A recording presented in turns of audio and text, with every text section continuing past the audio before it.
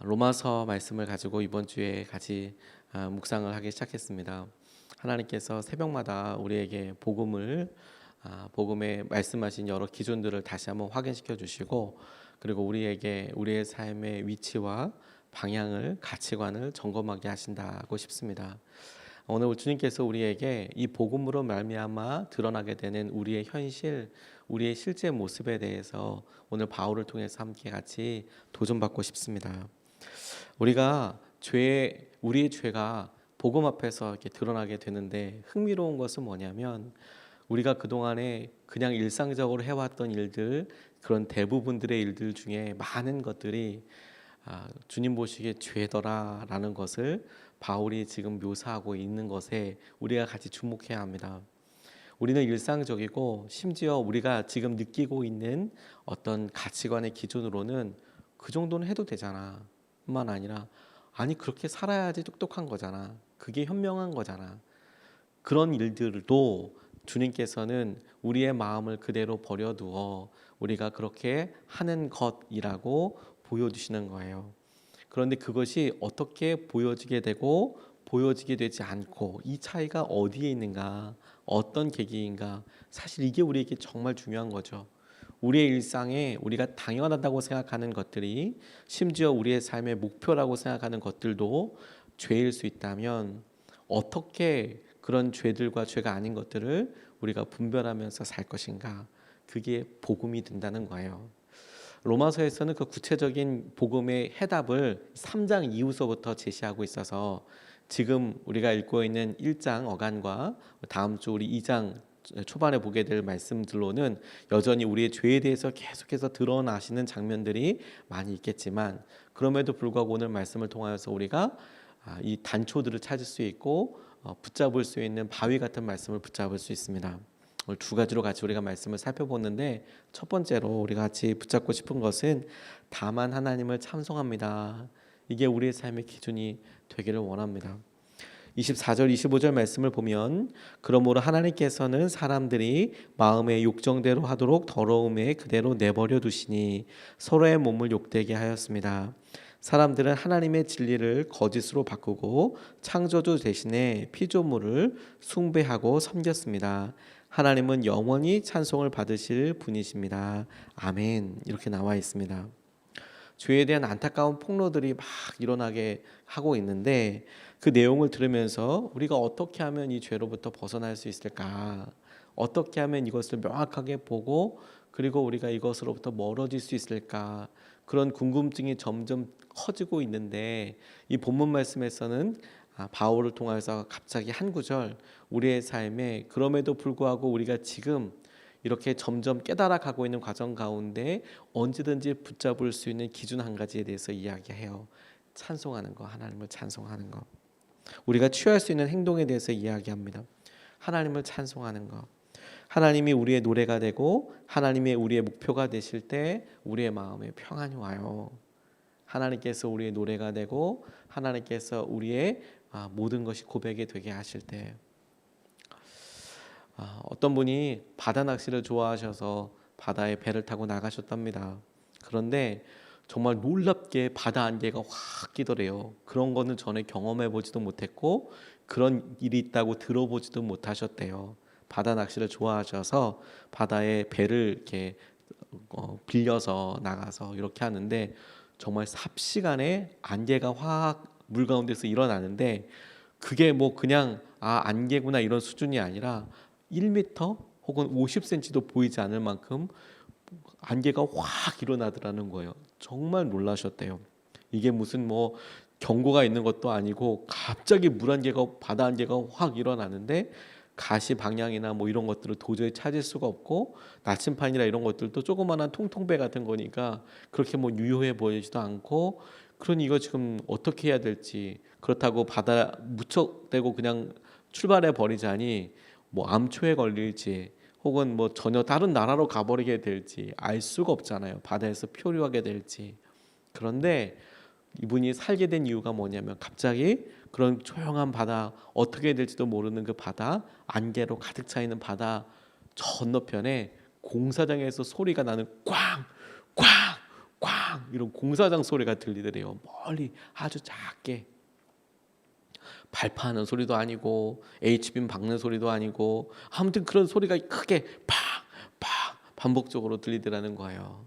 엔진 소리 줄이고 방향을 잘 이렇게 본 다음에 그래서 바다 안개로부터 천천히 통통통통 천천히 걸어 이렇게 나오게 되셨노라고. 우리의 삶에 갑자기 염려와 걱정들이 확 찰 때가 있어요. 그리고 우리의 삶에 염려들뿐만 아니라 우리의 욕심과 우리가 해야 될 바로 무엇을 해야 할지 모를 때도 참 많고요. 그런데 그럴 때에는 내가 어떻게 해야 되지? 내 중심으로 내 안에 뭘 원하지? 뭘 사랑하지? 그렇게 계속적으로 물어도 이미 우리 가운데 안개가 확 끼고 뭐가 좋을지 우리에게 뭐가 더 유익인 건지 생각해 보면 결론을 절대로 내릴 수가 없어요. 우리 스스로 이미 방향 감각을 그 전부터 잃어버렸거든요. 죄의 속성도 이것과 굉장히 비슷합니다. 우리가 이미 그렇게 살아왔기 때문에 어디까지가 죄인지를 몰라요. 우리가 어떤 사람과 불편한 관계를 맺어왔어도요, 이미 그 시간이 오래되면서 내가 그 사람한테 그렇게 말해도 돼, 그렇게 아픈 말, 그렇게 아파하게 될 말 해도 그건 당연해. 그 사람한테 그런 이유가 있어. 이미 오랜 시간과 대화를 통해서 우리 안에는 그렇게 합당하게 이야기할 수 있는 수십만 가지의 합당한 이유들이 있어요. 그래서 내가 뭘 잘못했지, 그분이 뭘 잘못했지, 이런 식으로 우리 스스로의 기준으로 생각하면 절대로 이유를 찾을 수가 없어요. 나중에 명확하게 그런 모든 일들에 대해서 하나님께서 깨닫게 해주시면 알게 될 거예요. 그걸 모른다, 결국엔 모른다가 아니라 지금 그렇게 모른다라는 거예요. 왜? 우리가 이미 쑥 문제와 어려움에 깊은 한가운데 와 버렸기 때문에. 그런데 그때 오늘 바울이 권면하는 것에 귀 기울일 필요가 있어요. 하나님을 찬송하세요. 하나님은 찬송하기 합당하신 분이에요. 영원히. 그게 우리의 삶의 방향을 잃어버렸을 때 우리가 하는 첫 번째 놀라운 은혜, 첫 번째 놀라운 생각이 될 거예요. 유영환 목사님이라는 분이 작년에 저희 지방에 오셔서 말씀을 전해주셨는데, 이분이 본인 어머니에 대해서 고백을 하시는데 너무 큰 도전을 받았습니다. 이 어머니가 시골에서 이렇게, 시골이니까 뭐 다 없고 힘들고, 그런데 자기 가정에서 처음으로 하나님을 만나신 거예요, 어머니가. 그래서 아버지한테도 전도하려고 그러고 자녀들은 다 이렇게 다 붙잡아서 교회 나가야 된다 막 이렇게 하신 거예요. 근데 그러면서 조금씩 가정 사람들이 전도가 되고 신앙생활을 하게 되는데, 교회에 이렇게 교회 신앙생활 한다는 거를 조그만 마을이니까 다 알잖아요. 또 전도도 많이 하시니까. 그런데 마을 사람들이, 마을에는 시제라고 제사도 있고 같이 하는 일들도 있는데, 저 집안에 뭐 한다고 뭐 그러면서 이 말이 많은 거예요, 말이. 그런데 좋은 일만 생기는 게 아니라 가정이라는 게 나쁜 일이 생길 수도 있잖아요. 그러면 나쁜 일이 생겼구나, 그리고 안타까워해 주면 참 좋은데 저 교회 다니더니 막 그런다고 이 말이 이게 막 엄청 많은 거예요. 근데 그때마다 어렸던 이 목사님 어렸을 때 보았던 어머니는 어떻게 하셨냐면, 이 세상 사람 날 부러워 아니하여도 나도 역시 이 세상 사람도 부러워하지 않네. 찬송 부르시면서 계속 그렇게 똑같이 생활하시더라는 거예요. 뭐라고 얘기하든지 간에. 이 세상 사람 날 부러워 아니하여도 나도 세상 사람 부러워하지 않는다. 찬송하면서 계속 기도하면서 그렇게 넘기더래요. 그런 삶이 관계에서도 있고 어려운 일이 있을 때마다 계속 있었지만, 본인이 어머니의 삶을 가까이서 가만 보니까 어머니가 다 이기시더라는 거예요. 그거 이긴다는 게 뭐냐면, 아무리 그렇게 해도 세상 사람 날 부러워하지 않아도 나도 역시 세상 부러워하지 않고 주님께서 내게 하시는 말씀 붙잡고 내가 넘어가게 되더라, 넉넉히 이기게 되더라. 그걸 이 유영한 목사님 분이 어머니를 보면서 얘기하시는데 너무 큰 도전이 됐어요. 우리의 삶에 어디에 갈지 몰라요. 저는 군대에 있을 때 화생방병으로 있었어요. 제가 하는 일이, 요즘 예능 프로그램 이렇게 보면 가스 같은 거, 이렇게 가스실에 들어가 있는 거 있잖아요. 저 가스실에 들어가서 살았어요. 미군들 이렇게 많이 들어오면 가스실에서 그 약품 태우면서 화학작용 이렇게 일으키면서 그 안에서 같이 팔굽혀펴기도 하고 이렇게 뭐 제자리 뛰기도 하고 이런 거 하는 거 저거 했었거든요. 그런데 가스가 이렇게 확 일잖아요. 그러면 이게 얼마나 고통스러운지 몰라요. 그런데 그렇게 일단 가스가 들어가면 살겠다라는 생각밖에 안 들어요. 그래서 어떻게 하냐면 훈련소 때 사람들이 그렇게 기합을 주고 얼차를 주고, 왜냐하면 사고가 날 수 있으니까 안전사고를 위해서 정신 바짝 차리라라는 의미에서 아주 강하게 몰아붙이는 데가 몇 군데가 있거든요. 화생방도 그래요. 그 안에서 잘못되면 안 되니까 막 그렇게 하고 아주 심하게 그렇게 기합을 줘요. 그렇게 무서운데 세상에 자기가 이거 한번 들어가고 죽을 것 같으면 그 사람들은 막 발로 차고 문을 부시고 나와요. 죽을 것 같으니까 막 그러고 튀어나와요. 자기가 무슨 일 하는지 몰라요. 어떻게 하는지 몰라요. 우리의 삶에 그럴 때 희미하게 우리가 낼 수 있는 방향이 있어요. 주님을 찬양하는 거죠.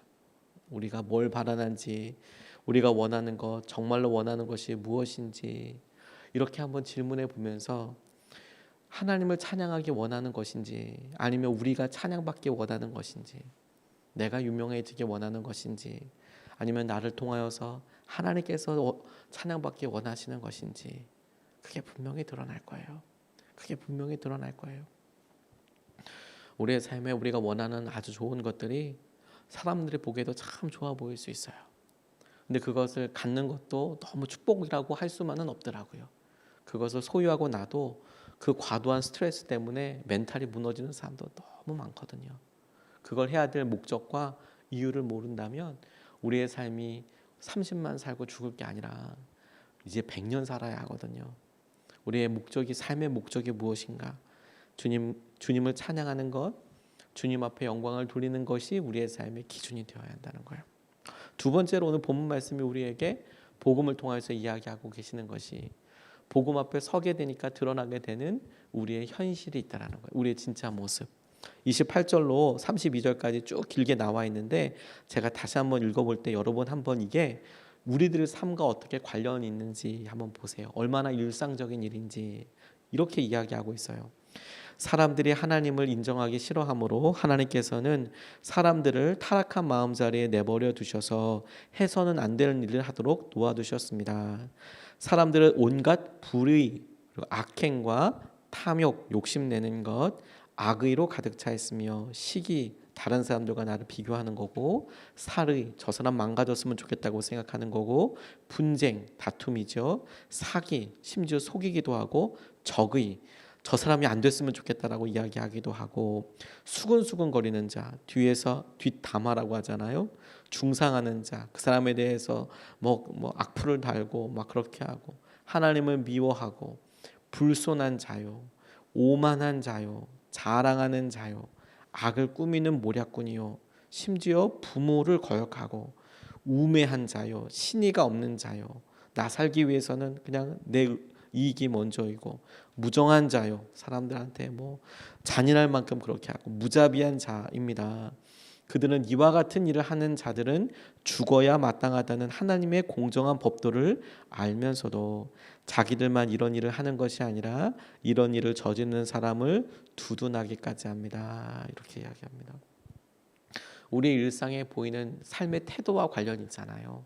그냥 우리가 뭐 어떤 사람에게 구체적으로 얼마의 피해를 입혀요, 이런 수준이 아니라 우리가 그 사람을 해서 뒷담화를 하고 전화나 관계나 그 사람을 소외시키려고 하고 의도적으로 그냥 삶에서 그냥 별 생각하지 않고 하는 많은 일들에 대해서 하나님께서 이렇게 보여주시며 그것이 우리의 삶의 중요한 죄라고 말씀하고 계시는 거예요. 근데 죄라고 이야기하면서 뭐라고 말씀하시냐면 우리도 그렇게 할 뿐만 아니라 주위에 있는 다른 사람들도 너 그렇게 해, 다들 그렇게 하잖아, 그렇게 안 하면 너 죽어, 망해, 그렇게 이야기해요. 그걸 두둔하기까지 한대요. 그런데 이미 결론서부터 나 있죠. 그것은 하나님께서 공정한 법도 가운데 마땅히 죽어야 할 죄, 우리가 사형이라고 이야기하잖아요. 죽어야 할 죄라는 것을 알 뿐만 아니라 자기뿐만 아니라 다른 사람에게도 여전히 그렇게 하게 한다. 이게 우리에게 굉장히 중요한 질문을 가져옵니다. 사회가 발달하고 문화가 발달하면서 우리에게 전에는 경험하지 못했던 일들을 우리가 지금 경험하게 돼요. 제가 무심코 유튜브를 이렇게 보다가, 여러분 웃지 마세요. 그냥 일부러 그런 건 아닌데 보다가 70년대 80년대 노래, 유행했던 노래부터 다시 한번 들어보게 됐어요. 그냥 진짜 우연히 무슨 뭐 성령의 이끄심이 아니고 그냥 70년대 80년대 어떤 노래 있었나 기억이 새롭더라고요. 80년대 90년대 어떤 노래 유행이었나 그런 노래 보게 됐어요. 그리고 90년대 그리고 쭉 이렇게 조금씩 보게 됐거든요. 그런데 예전에 조용필이라는 분이 지금도 살아계시지만 너무 유명했어요. 너무 유명했어요. 정말 지금 뭐 엄청 유명했습니다. 지금 그런데 젊은 분들은 조용필 씨 누군지 모를 거예요. 아마. 그런데 저 어렸을 때 생각이 나요. 모든 쇼 프로그램의 마지막에는 조용필 나왔어요. 그래서 노래하면 막 다 뒤집어지고 막 그랬어요. 그런데 제가 너무 놀랐던 건요. 그때 저는 그분을 처음 보는 그런 사람인데 이미 유명한 사람이었겠지만 나이가 40대더라고요. 그때 당시에 이미.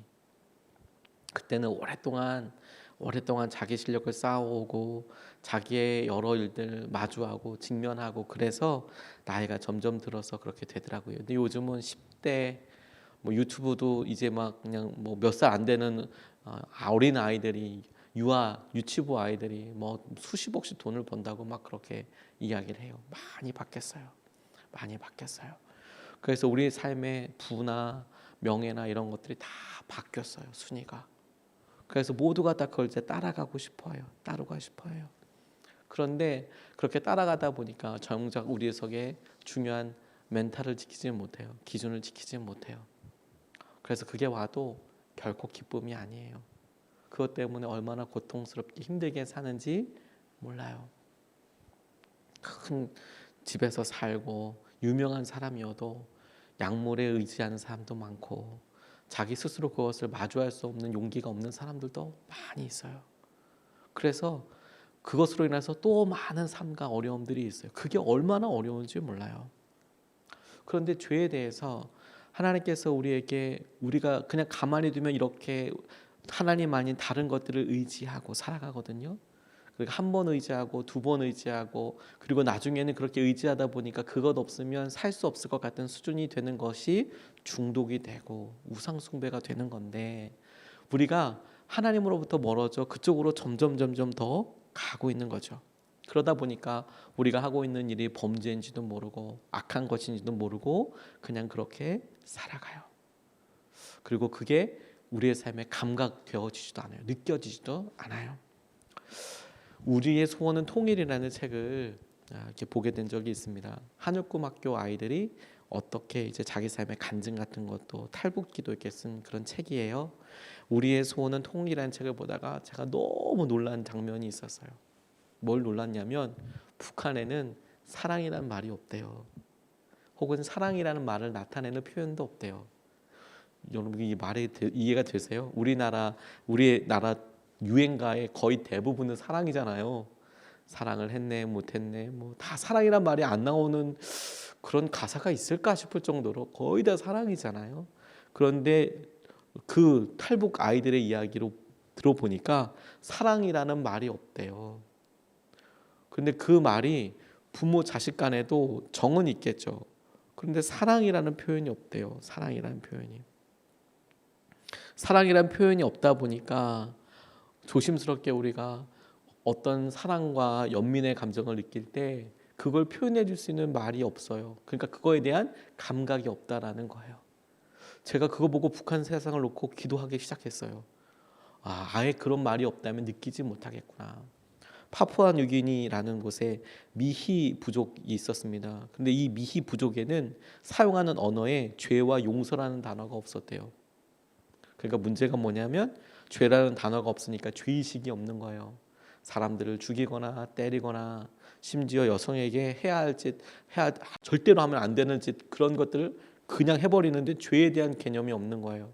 이게 나쁘다라는 개념이 없는 거예요.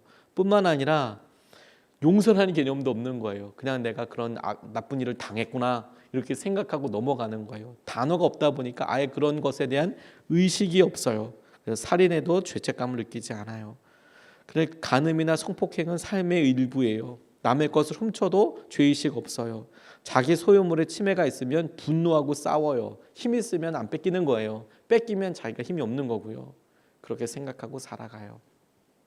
근데 우리가 이런 똑같은 논리로 우리의 삶의 중요한 것들을 보려고 해요. 나를 평가해 주는 사람들의 시선과 눈에 대해서 그것이 옳은 것이냐라고 질문하지 않아요. 왜 나는 저 사람이 원하는 것만큼 못하지? 왜 나는 사람들이 좋아하는 그런 일들의 기준들을 맞추지 못하지? 그것 때문에 막 힘들어해요. 한 번도 그게 합당한 기준이냐? 왜 당신이 생각하는 대로 내가 그렇게 생각해 줘야 해?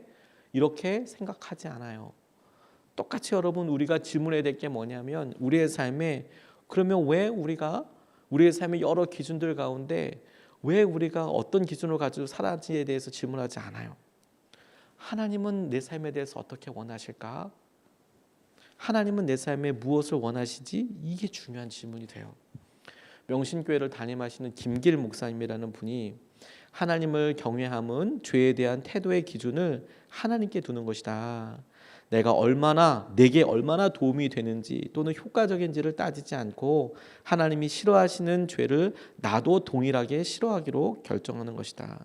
죄에 대한 하나님의 뜻을 존중하는 것이 바로 하나님을 경외하는 것이다. 죄를 짓는 사람을 보면 죄의 기준이 명확하지 않다. 죄를 다스리고 싶다면 죄에 대한 기준을 하나님이 정하시는 대로 받아들이는 것부터 시작해야 한다. 이게 중요하죠. 우리의 삶의 길을 주님 앞에 두는 거예요. 주님을 인정하는 삶. 그리고 그것마저도 정말 어렵다면 내 주위에 나를 정말 사랑해 주는 사람의 말을 듣는 게 후회 없는 삶이에요. 그게 후회 없는 삶이에요.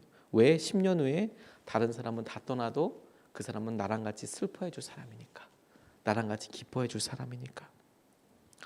우리의 삶에 주님께서 주목하게 하시는 것을 이렇게 일상적인 삶에 주님께서 주목하게 하시는 것을 28절 말씀을 통해서 다시 한번 붙잡고 싶어요.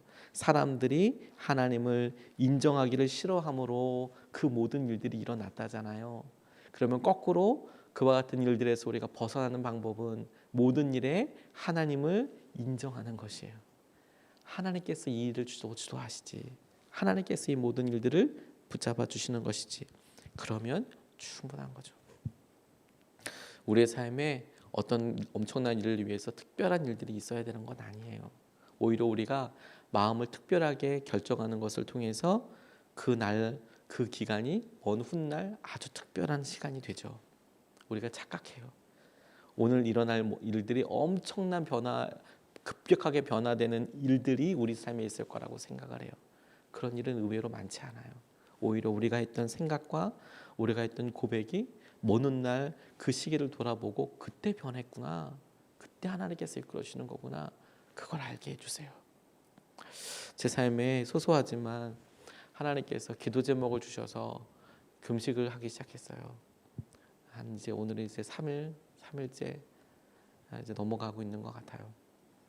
그런데 제 삶에 하나님을 제 개인적인 것으로 처음에 금식을 시작하긴 했지만 금식을 시작하고 바로 제 개인적인 문제뿐만 아니라 이번 주에 우리 예배 드려야지.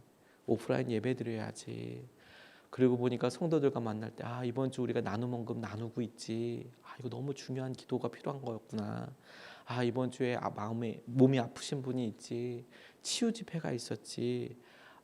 이번 주에 진로를 놓고 기도하는 사람도 있지. 이런 일들이 되게 제 삶에 시작을 그렇게 하진 않았지만 시작하고 나니까 하나님께서 막 보여주세요. 그것 때문에 기도하기 시작하게 된 거구나. 그것 때문에 주님이 원하셨구나. 내가 잘 못 알아차리니까 내 삶에 조그마한 불편함을 하나님께서 강력하게 말씀하셔서 기도하게 하여 주시는 거구나. 마음과 고백 하나 바뀌었는데 하나님을 인정하게 된 그 시작부터 제 삶의 제 연약함과 마주해야 될 것들과 기도해야 될 것들과 마땅히 주님 앞에 붙잡고 나아가야 될 영역들이 더 크게 보이더라고요. 그게 능력이고 은혜이죠. 오늘 이러한 삶이 주님을 인정하게 되는 삶이 그런 감각이 여러분들에게 있게 되길 주님의 이름으로 축복합니다. 오늘 두 가지 말씀을 같이 나눴어요. 첫 번째, 다만 하나님을 찬송한다. 어렵고 힘들고 방향을 잡지 못할 때는 찬송부터 시작하면 돼요. 찬송부터. 하나님을 노래하는 것부터. 하나님, 내 삶의 중심을 하나님 찬양하는 데 두겠습니다. 하나님 찬양하시고 두겠습니다. 두 번째, 복음으로 드러난 우리의 현실들이 있어요. 복음 앞에 드러날수록 더 연약함이 막 드러나죠. 그런데 여러분, 그런 연약함 가운데 하나님께서 복음이 드러나게 되잖아요. 그럴 때 하나님을 인정하는 것부터 시작하세요. 내 삶을 주님께서 책임져 주셔. 내 삶은 주님 없으면 안 돼. 그래서 순종해 보는 거예요. 그럼 하나님께서 우리를 놀라운 지은 대로 이끌어 주실 줄로 믿습니다.